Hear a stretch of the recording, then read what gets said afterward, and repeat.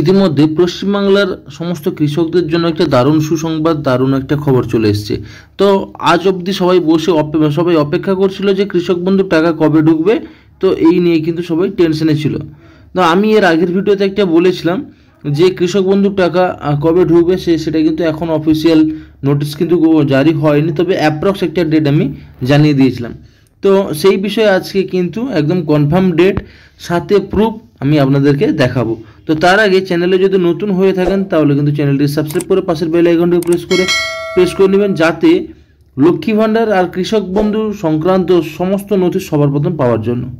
তো এখানে বলা রয়েছে 2024 সালে লোকসভা নির্বাচনে বিপুল ভোটে জয়লাভ করার পর তৃণমূল কংগ্রেসের চালু করা ভাতা নিয়ে ইতিমধ্যে প্রশ্ন উঠতে শুরু করেছে নানা মহলে।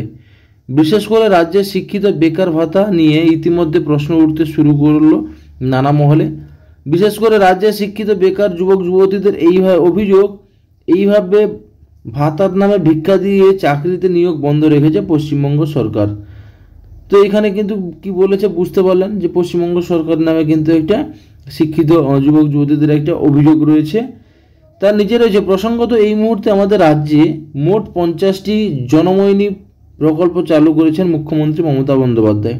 আমাদের কিন্তু রাজ্যে 50টি মতো প্রকল্প চলছে, যার মধ্যে অন্যতম লক্ষ্মীর ভাণ্ডার, যুবশ্রী, কন্যাশ্রী, রূপশ্রী, সবুজ সাথী, খাদ্যসাথী কিংবা কৃষক বন্ধু মতো প্রকল্প কিন্তু আমাদের পশ্চিমবাংলায় চালু করা রয়েছে।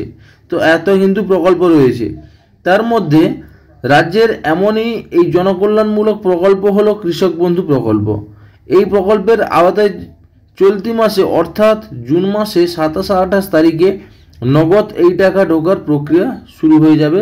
সরকারি এই প্রকল্পে রাজ্যে 30 লক্ষের বেশি কৃষকে আর্থিক সহায়তা পেয়ে থাকেন, যার মাধ্যমে প্রত্যেক আবেদনকারীর ব্যাংক অ্যাকাউন্টে কিন্তু প্রত্যেক বছর সরাসরি 4,000 থেকে 10,000 টাকা করে দেওয়া হয়। তো আপনারা কিন্তু জানেন 4,000 টাকা 10,000 টাকা কাদেরকে দেওয়া হয়।